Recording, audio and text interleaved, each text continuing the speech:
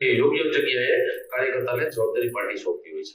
ઉદયભાઈ, આપ મુખ્યમંત્રી વિજયભાઈ રૂપાણીની ખાસ નજીક ગણાવ છો, એનો ક્યાંક લાભ આપના કોર્પોરેશનમાં સ્ટેન્ડિંગ ચેરમેન તરીકે મળ્યો હોય એવું આપને લાગી રહ્યું છે?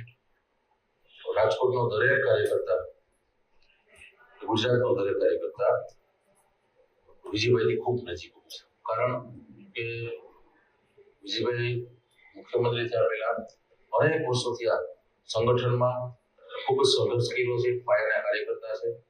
ભૂતકાળમાં કોર્પોરેશનમાં સ્ટેન્ડિંગ કમિટીના ચેરમેન 9-10 વર્ષ સુધી રહ્યા છે, રાજકોટના મેયર હતા, પ્રદેશના સંગઠનમાં પણ 3-4 વખત પ્રદેશ મહામંત્રી હતા। એટલે ગુજરાતના કોઈ પણ કાર્યકર્તા સાથે નિકટતા હોય સ્વાભાવિક છે। અને રાજકોટને હું એમ માનું કે અત્યારે આપણા મુખ્યમંત્રી વિજયભાઈ રૂપાણી હોવાને કારણે રાજકોટને ખૂબ જ મોટો ફાયદો છે। કોઈથી ન ભૂતો ન ભવિષ્ય, ભૂતકાળમાં ક્યારેય પણ રાજકોટને ન ફાયદો થયો હોય એટલા રાજકોટના કામો, જેમ કે કોઈ આપણે કલ્પના ન કરી શકીએ કે રાજકોટમાં એમ્સ આવે, આજે એમ્સ આવ્યું હોય તો થેન્ક્સ ટુ વિજયભાઈ રૂપાણી। માનનીય મુખ્યમંત્રી શ્રીએ પાણીની રાજકોટની સમસ્યાની ચિંતા કરી, રાજકોટનો આજી ડેમ, ન્યારી ડેમ, ભાદર આ સૌની યોજનામાં લિંક અપ કરી રાજકોટની પાણીની સમસ્યામાંથી મુક્ત કરાય। રાજકોટમાં જનરલ હોસ્પિટલ બનતી હોય, નવું હોસ્પિટલ બનતું હોય, જે કે બ્રિજની જોગવાઈ કરવામાં આવી છે, કે પછી અમદાવાદ રાજકોટ જે 6 લેન છે એ પણ માન્ય મુખ્યમંત્રી શ્રીએ આજે આપણે એ રાજકોટને ભેટ આપી છે। એટલે રાજકોટ માટે જે અત્યારે જે તમે જે હમણાં જ વાત કરતા હતા કે ટીપી સ્કીમો પણ ફટાફટ માન્ય મુખ્યમંત્રી શ્રીએ રાજકોટમાં ફાઇનલ કરી અને એનો નિકાલ કામનો કર્યો છે।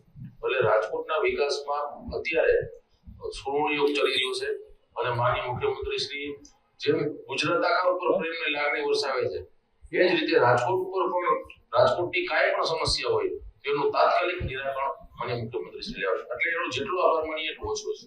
એટલે રાજકોટ માટે કહી શકાય કે મોસાળે જમા અને મહાપીરસનાર આખા ગુજરાત માટે જેવું છે, રાજકોટ માટે તો છે જ।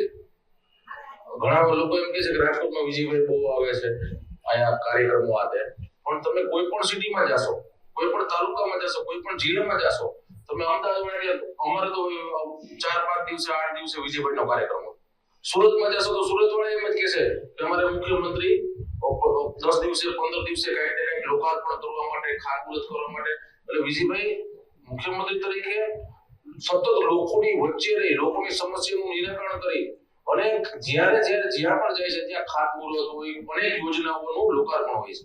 એટલે ભારતીય જનતા પાર્ટીમાં મુખ્યમંત્રી એક નક્કી કર્યું છે કે જે યોજનાનું આપણે ખાતમુહૂર્ત કરીએ એ સમય મર્યાદામાં પૂરી થાય અને એનું લોકાર્પણ પણ આપણા હાથે થાય, એ અને લોકોની વચ્ચે રહે અને સાચા અર્થમાં તમને કહું કે સંવેદનશીલ મુખ્યમંત્રી છે। ક્યારેય પણ નાની તમે જોજો, આપણે પોતે સ્કૂટર લઈને કે ગાડી લઈને જતા હોય, રસ્તામાં કોઈનું એક્સિડન્ટ થયું હોય, આપણે નથી ઉભા રહેતા, મુખ્યમંત્રી શ્રીનો હાફલો કારનો ગમે ત્યારે ક્યાંય એક્સિડન્ટ થયું હોય, બીજું ત્રીજું કોઈ પણ સમસ્યા હોય, પોતે હાફલો ઉભો રાખી પોતે સ્થળ ઉપર તાત્કાલિક હોસ્પિટલે પહોંચાડવા, એને મદદ કરવી।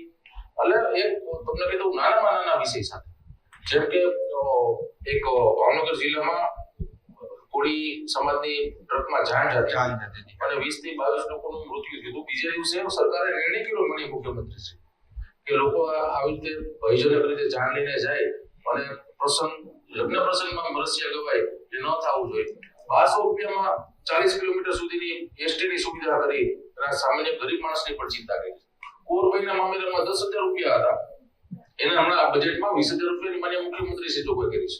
સામાન્ય એક ગાડી વેલ હમણાં તમને કહી દઉં, આપણે માર્કેટ એરિયામાં 8 દિવસ રહ્યું પ્રોબ્લેમ હતો, માન્ય મુખ્યમંત્રી શ્રી પોતે હેલિકોપ્ટર લઈને એનું નિરીક્ષણ કરી અને જે કઈ સાધન સામગ્રી જોતી હોય અત્યારે એનું કામગીરી ચાલુ રહી। એટલે આ આમ કહેવાય કે જાગતા રાજા, આ સામાન્ય લોકો એને મળી શકે છે, સામાન્ય લોકો એના પ્રશ્નોની સાથે વાત કરી શકે અને લોકોના પ્રશ્નોનો નિકાલ આવે છે। તો આનાથી વિશેષ આપણા માટે શું હોય?